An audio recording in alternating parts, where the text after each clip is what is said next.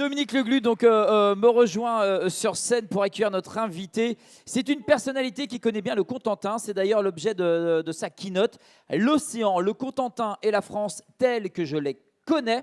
Alors, il n'a pas pu être avec nous sur cette scène. On va le recevoir en visio pour un échange avec Dominique pendant 20 minutes. Sociologue et directeur de recherche CNRS au Centre de recherche politique de Sciences Po Paris, auteur de nombreux ouvrages. Merci d'applaudir Monsieur Jean Viard.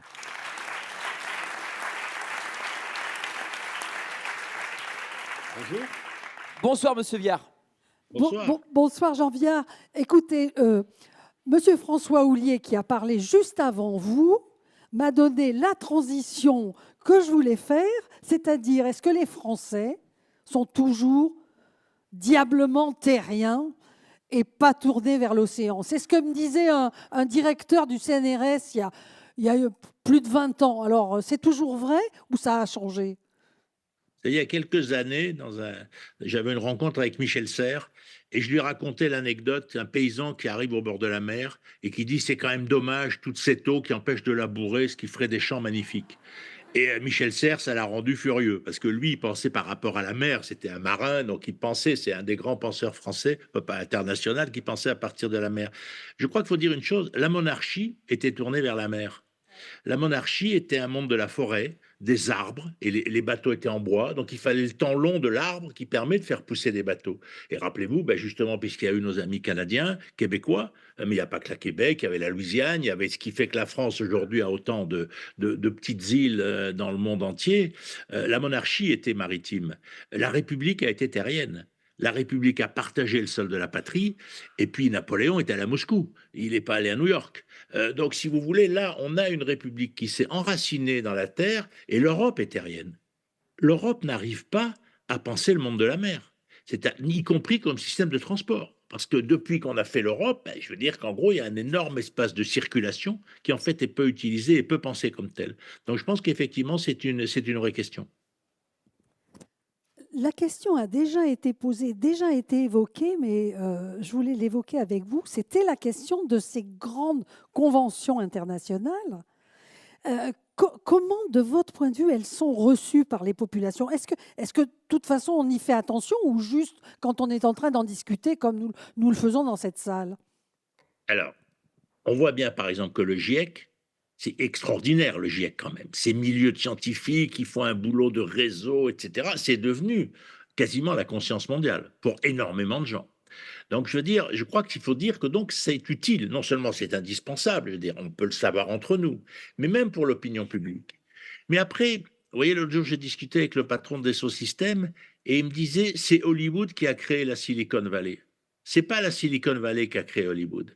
C'est-à-dire, c'est le lieu où naissent les codes culturels. On peut ensuite les développer aussi bien dans la science que dans l'industrie. Et le gros problème qu'on a, nous, sans doute, c'est que la culture et ses mutations n'est pas au centre de nos débats. Dans des réunions comme ça, au fond, il n'y a pas d'homme de culture. Et dans l'essentiel des œuvres culturelles, en ce moment, on est tout à fait content du film de Monte Cristo, c'est très bien, mais c'est quand même un peu le passé, si vous voulez. Et donc, la question, c'est comment on va mettre la création culturelle au cœur de ces problématiques. Parce que c'est là, normalement, que venaient les schèmes intellectuels pour penser ces transformations et pour les rendre populaires. Parce que regardez ce qui s'est passé après la grande pandémie. On a tous, j'allais dire, on est tous passés à la voiture hybride si on avait pu ou acheter. On a voulu aller vite, mais les opinions publiques, elles n'ont pas forcément suivi. Parce que le grand débat qu'on a, toutes ces réunions-là, comment on en fait des mouvements politiques? C'est-à-dire comment on fait pour que les gens aient l'impression que le destin de leurs enfants, le destin de l'avenir, il est là. On n'a pas encore fait ce chaînage politique. Je crois qu'il faut le dire comme ça. Pour le dire autrement, la nature a pris la main sur notre histoire. L'homme avait l'impression de faire l'histoire dans la nature. Il faisait ce qu'il voulait, la nature était tellement, il y avait tellement de place, l'homme pouvait ce qu'il voulait, faire des routes, des ponts, des bateaux. Et on rentre dans une autre époque de l'humanité, où effectivement, c'est la nature qui fait l'histoire. Et donc, ce passage d'un à l'autre, comment on va le construire comme projet politique, comment les camps politiques vont se réorganiser autour de ça. On voit bien, je ne vais pas venir sur l'actualité politique française, mais on voit bien qu'il n'y a aucun grand débat de fond sur ça. Or, pour que les gens puissent se saisir de ces sujets, il faut que l'idée que la nature fait l'histoire, ils en aient pris conscience et qu'ils se disent qu'on peut construire un monde extraordinaire grâce à ça. et pas simplement il faut ralentir, il faut reculer, il faut se défendre parce que ça ne motive pas les opinions publiques. Vous voyez, on a toute cette question qui est devant nous.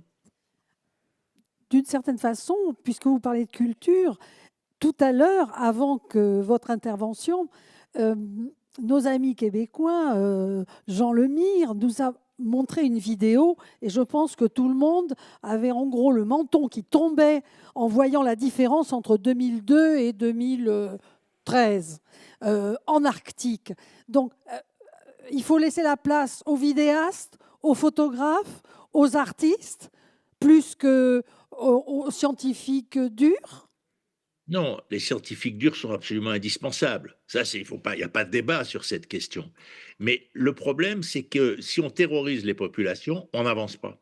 Donc, il faut évidemment avoir le savoir le plus exact possible, encore que même les scientifiques durs ont du mal à articuler tous les bouleversements entre les incendies, les forêts, etc., les glaciers qui fondent. Je veux dire, c'est très difficile, même pour eux. Bon, mais c'est une chose. Mais c'est pas la science qui fait l'histoire. Et ça, il faut le dire. Vous savez, la dernière fois qu'on a voulu faire l'histoire avec la science, au fond, c'était le communisme. Ils pensaient qu'ils avaient un livre, ils savaient ce qu'il y avait dedans, comment il fallait gérer les sociétés, faire de l'économie, etc. Et je dirais à la fin, on est arrivé à des Trabants qui étaient des voitures totalement déplorables. Je suis un peu caricatural, mais ce que je veux dire, c'est que la science ne fait pas directement la politique. C'est ça qui est très compliqué.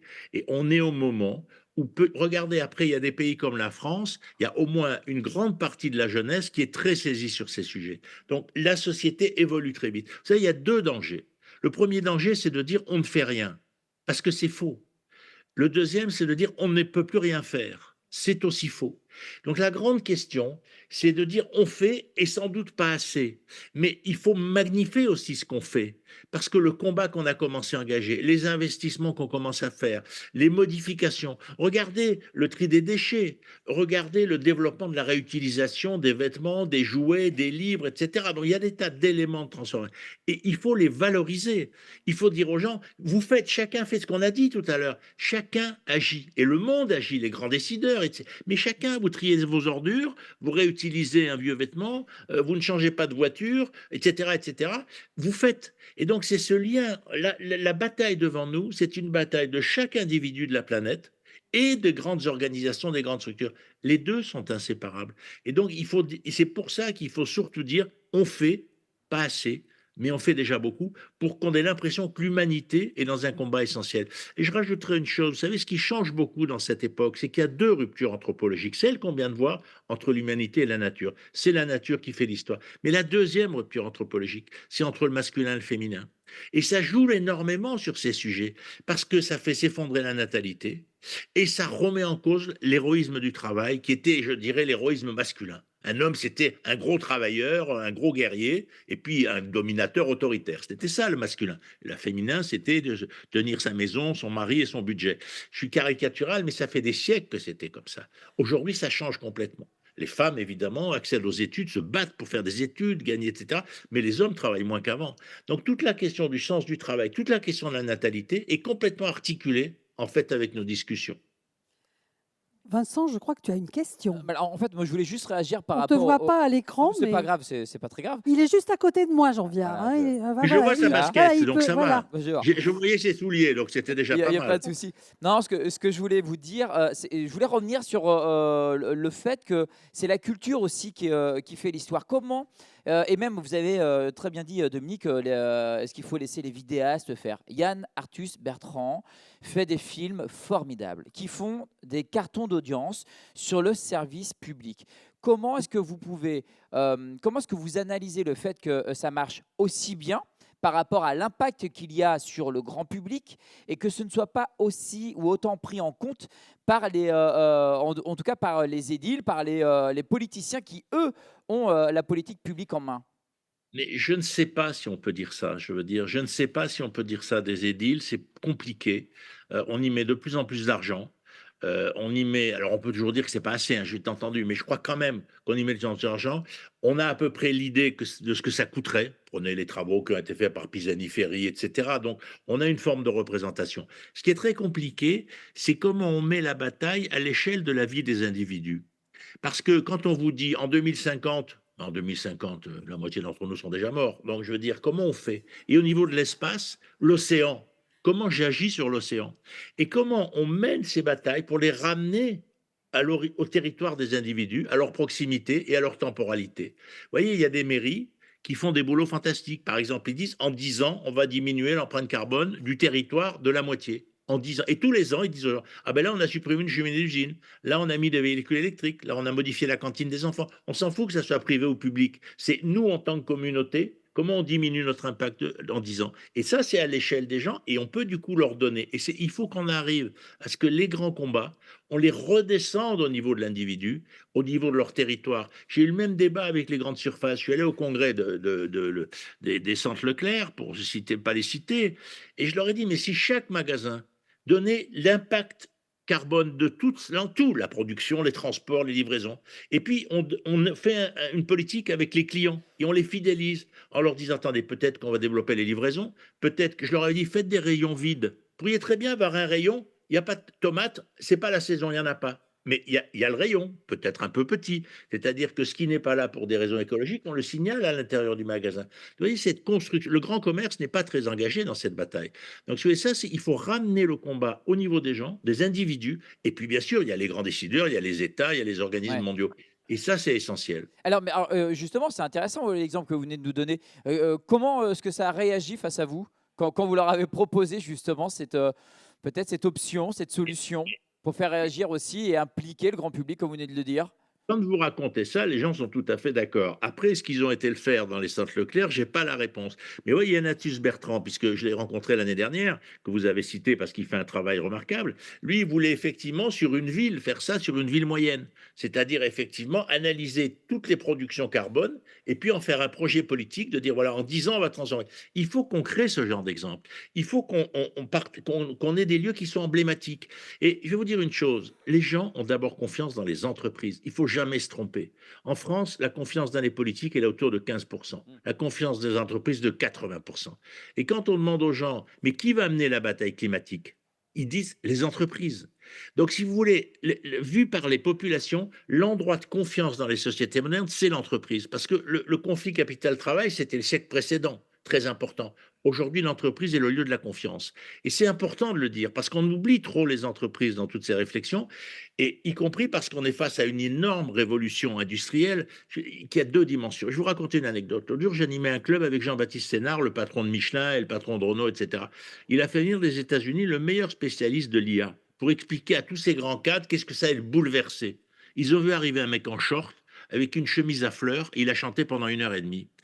Et à la fin, il leur a dit, vous avez sans doute rien compris, mais vous avez mémorisé qu'il se passe quelque chose de dingue, parce que pour que ce mec fasse ce numéro de clown, alors qu'on a dû le payer une fortune, parce que c'est le meilleur spécialiste, effectivement, c'est un enjeu majeur. Ça veut dire qu'on est face à des grandes révolutions industrielles. Et si vous voulez, il faut aussi en prendre conscience.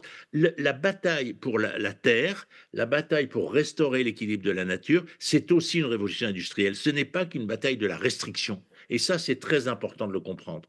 Alors, comment rééquilibrer la confiance, justement, parce que vous avez parlé de 15% et de 80%, quelque chose comme ça pour les entreprises. Comment rééquilibrer la confiance? Parce que finalement, OK, il y a le monde de l'entreprise, mais ceux qui prennent les décisions, ceux qui doivent en tout cas emmener à l'ensemble d'une population, ce sont les politiciens Non, les entreprises aussi, elles aussi. font un boulot extraordinaire, je veux dire, les entreprises, en matière de réflexion sur leurs produits d'origine, les coûts de transport, l'organisation dans les entreprises. Non, les entreprises sont un des grands lieux de l'innovation technologique, scientifique, et y compris dans les investissements recherche, etc. Donc, je crois qu'on ne les met pas assez en avant. C'est pour ça que je me permets d'insister. Normalement, les entreprises en France, on les met un peu de côté, donc j'insiste dessus.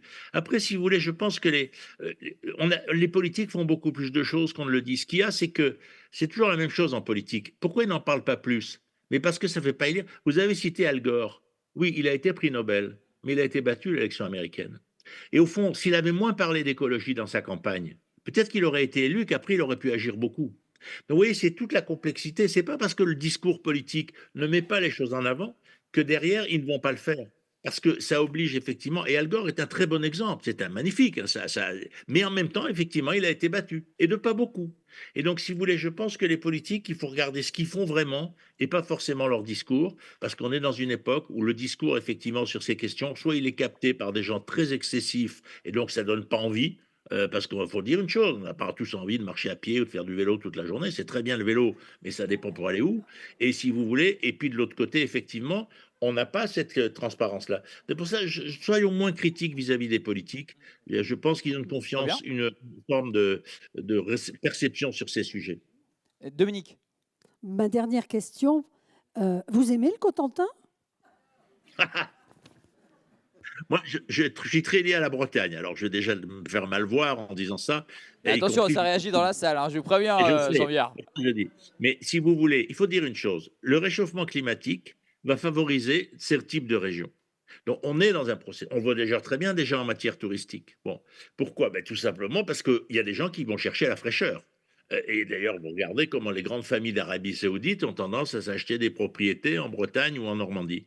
Et donc, si vous voulez, donc ça, c'est des régions qui sont dans le sens de l'histoire. Après, des régions comme ça, vous savez, qu'est-ce qui met en région en désir un territoire? C'est le tourisme. La fonction historique du tourisme, c'est la mise en désir des territoires. Depuis un siècle et demi, les lieux qui se développent, y compris économiquement, ont été mis en désir par le tourisme. Et le tourisme, qu'est-ce qui vend le tourisme? Qu'est-ce qui valorise? Il valorise la culture locale, le patrimoine, etc. C'est ça qui attire les gens dans la terre, c'est l'unicité du territoire. Mais il faut aussi que le territoire ait envie qu'on vienne chez lui, parce que le tourisme, quelque part, il viole une culture, il l'envahit. Il y a des gens qui viennent, ils vous regardent sur le nez, ils se promènent dans la rue, ils disent mais qu'est-ce qu'il fait celle-là? Ils regardent les paysans. Moi, à un moment, j'avais une ferme. Il y a des gens, des fois, ils s'arrêtaient à 2 mètres, me regardaient tailler mes lavandes, mais ils m'auraient même pas dit bonjour. J'étais un spectacle. J'étais pas un type en train de tailler les lavandes. Ils regardaient un film. Donc, il faut dire, est-ce qu'on a envie de s'ouvrir à cette altérité? Et je pense que la mise en désir du Cotentin, qui est un enjeu majeur, bien sûr, dans ces transformations, y compris effectivement sur toutes ces questions-là, puis tout le développement économique de cette région, c'est à la fois, il faut dire une chose, je finis là-dessus, quand la façade atlantique a voulu se développer en matière touristique, ils ont engagé la directrice du tourisme de la Côte d'Azur. C'est-à-dire celui qui est capable de rendre son territoire touristique, son territoire désirable, c'est celui qui le découvre et qui sait pourquoi il vient là. Celui qui est né là, il dit, moi je suis né là. Mais très bien mon chéri, ta maman était là, tu as de la chance. Mais si vous voulez, en soi, c'est pas ça qui va rendre le territoire attractif. Mais si vous avez les gîtes ruraux qui marchent le mieux, c'est ceux qui ont été créés par des Anglais. Parce que si vous arrivez quelque part, vous savez pourquoi vous êtes là. Alors bien sûr, c'est un récit que vous construisez. Et donc, la mise en désir d'un territoire, il faut faire opérer des gens qui sont venus aimer ce territoire. Et pas forcément parce qu'ils y sont depuis 12 générations, ce qui n'est pas du Oui. tout négatif, mais je veux dire, la mise en désir, c'est un travail souvent de l'étranger. Et ça revient effectivement, et ça revient parce qu'on a les élus du Cotentin qui sont là, et ils font énormément, parce que quand je parle des politiques, je parle de ceux qui sont tout en haut, et on a effectivement parlé du ministère, mais moi je pense à Benoît Rivet, qui est maire de Cherbourg, à David Marguerite. Effectivement, ils font beaucoup justement pour rendre ce territoire désirable, et ça c'est très important. Et je voudrais juste pour terminer, parce que moi il y a deux réflexions qui viennent d'arriver sur ma tablette. Il s'agit effectivement d'action des entreprises, donc voilà, ça corrobore ce que vous venez de dire, et ils sont d'accord en tout cas pour celles et ceux qui nous regardent. Et il y a une autre personne qui dit, pour aller plus loin à titre individuel, il s'agit tout simplement de changement de mode de vie. Alors, c'est une question et à la fois une affirmation. Oui, mais juste une chose, 67% des Français habitent dans des maisons avec jardin. Pourquoi je vous dis ça? Parce que d'abord, on raconte tout le temps que tout le monde habite dans les grandes villes, alors qu'une grande partie de la ville, c'est les maisons. Et quelle est l'importance de ça? C'est que la révolution écologique, c'est aussi un rapport charnel avec la nature. On a envie d'essayer de reprendre la main sur la nature, bien sûr, mais on a aussi envie d'avoir un arbre, d'avoir un potager. Il y a 40% des gens qui ont un jardin qui ont un potager. Donc, il faut lier ce rapport charnel du quotidien, le rapport aux animaux, et puis la grande question climatique. On ne peut pas se séparer. Parce qu'effectivement, chacun d'entre nous vit, je dirais, dans son intimité. Il est clair que si 67% des Français ont un jardin, s'ils ont planté un arbre, si 80% d'entre eux ont un chien, c'est parce qu'ils ont besoin de cette dimension charnelle. Et cette dimension charnelle, c'est un relais vers la bataille, la grande guerre climatique dans laquelle on est engagé. Les deux sont totalement inséparables. Merci beaucoup donc à notre invité Jean Viard pour la conclusion de cette première journée. Vraiment, c'était formidable. Merci Jean Viard d'avoir accepté l'invitation de Grand Océan. Merci, bonne soirée, au revoir.